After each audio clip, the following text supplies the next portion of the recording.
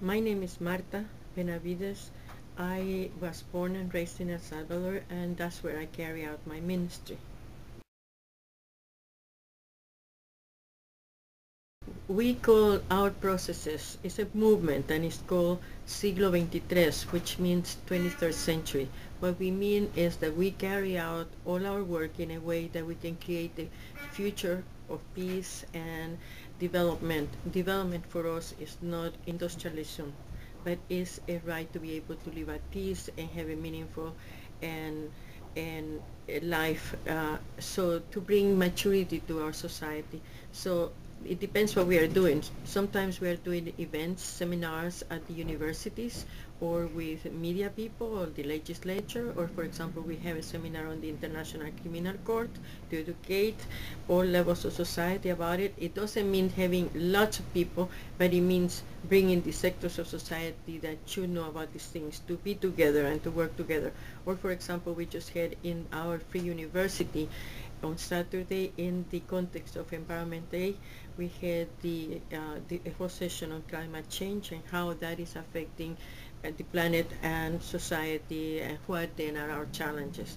So sometimes we are in the countryside with indigenous peoples and land issues, and or food prices or food sovereignty and food security, and sometimes we are in the city. We also have a museum that is called AHA, because it educates on issues of planetary and global citizenship, and it's called AHA because as people are led through the different installations, they go around saying AHA.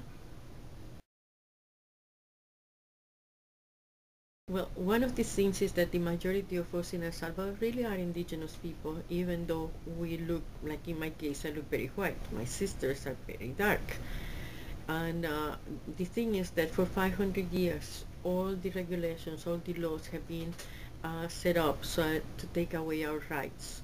And to begin with, we don't speak our language any longer. And that is something that is very organic to the evolution of peoples, to the development of people. That is very, very bad because it's related to culture. Culture is the way that you can see and approach life. Our lands have been taken away to the point that like the people don't have a place where they can cultivate the basic staples, which is beans and rice, and we cultivate sugar, cotton, and coffee, which is for export purposes and not for our purpose for nourishment. So it's very much against our food, not only food security but food sovereignty to begin with.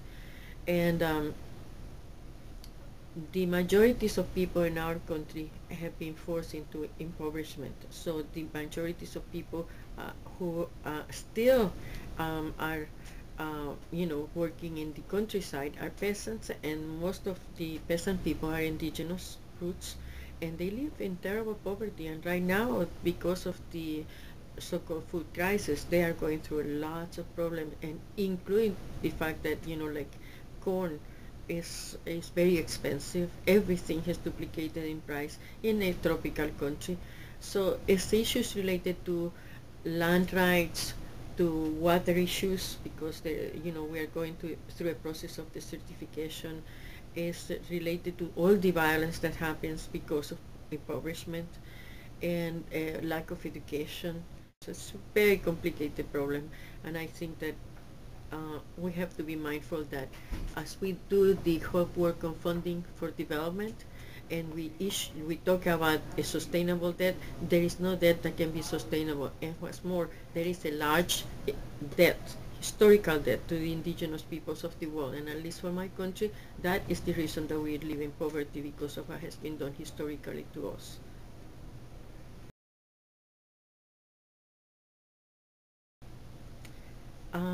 I was raised uh, in, most of Latin America is Christian, even though there are other religions also, and we don't get to know so many of those other religions, but in general it's Christian background. And my parents really educated us to the fact that we are born to be of service, that when we leave this earth we should have left it better.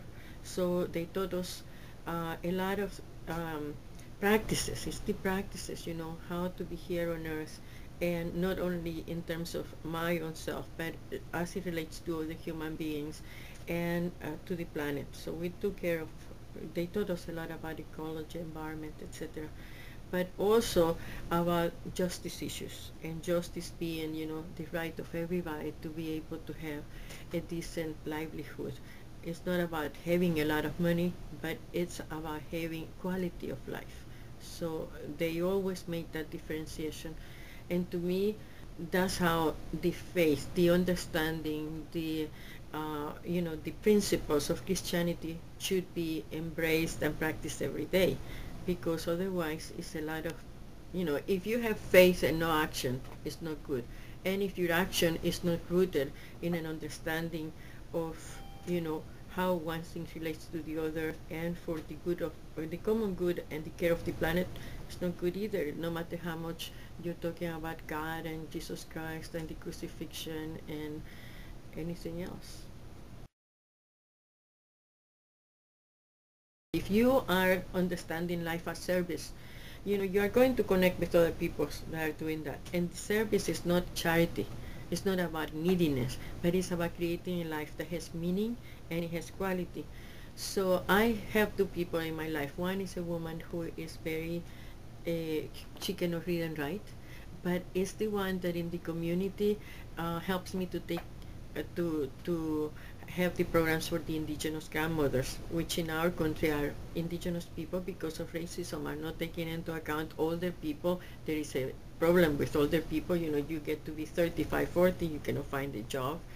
And, if you are not educated, you have a big problem. So this woman creates a program in our house, in our ecological house. So every Sunday, the indigenous grandmothers come and eat with us. And this is not an act of charity, but an act of affirmation that they are, human beings and they have to be respected and taken into account. But this woman is, Hermana Licha, is also the one that works a lot with the Catholic sisters to be in the communities, also working for issues relating to housing, water issues. When the quake destroyed a lot of the countryside. To me, that is how you practice, what you believe in, your faith. So you don't, faith then stops being something that you don't see, but it starts being something that you affirm, that you know that things are possible because you're going to work and do them with others. Human rights is a framework, that help us to, it's like tools, it's handles that can help us to see the various aspects that we have to work on so that we can have a humane life here on earth. And for me, I think it was a great step for humanity to be able to bring that declaration and, have it as a frame of reference to see how well we are doing. So it's coming of age, in a sense, coming of age as a society. Not all of the countries really respect them, and it is the responsibility of the state and the government to, create the conditions so that the human rights are fulfilled. And, this go along with other conventions like the Convention of the Rights of People to Self-Determination, the rights of people to development, which some people consider that that's not right to development, but we are here on earth to evolve, but to evolve for the common good. And then, like the economic, social, and cultural rights of people are very important, especially, to work with all these other aspects. And to me, it's very important in the context of what's happening right now, with the increase in prices because of, not because there is no food, but because there are so many other elements that make a basic right, like the right not to live in hunger, to be jeopardized. So I think that everybody should really be educated about human rights, because otherwise you can be a human here on earth but not necessarily humane, and you're going to miss the point of being here.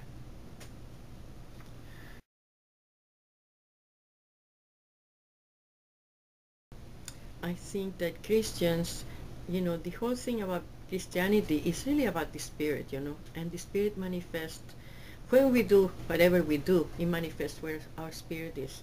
And the call from the Bible for Christians, and I know that many other religions have that basic goal also, but it's to love our neighbor as ourselves and to live the abundant life. And I think that that is the reason that Christians, for sure, must be working very, very closely on the issues of human rights, collaborating together and creating a different kind of social situation in the world. The world belongs to humans.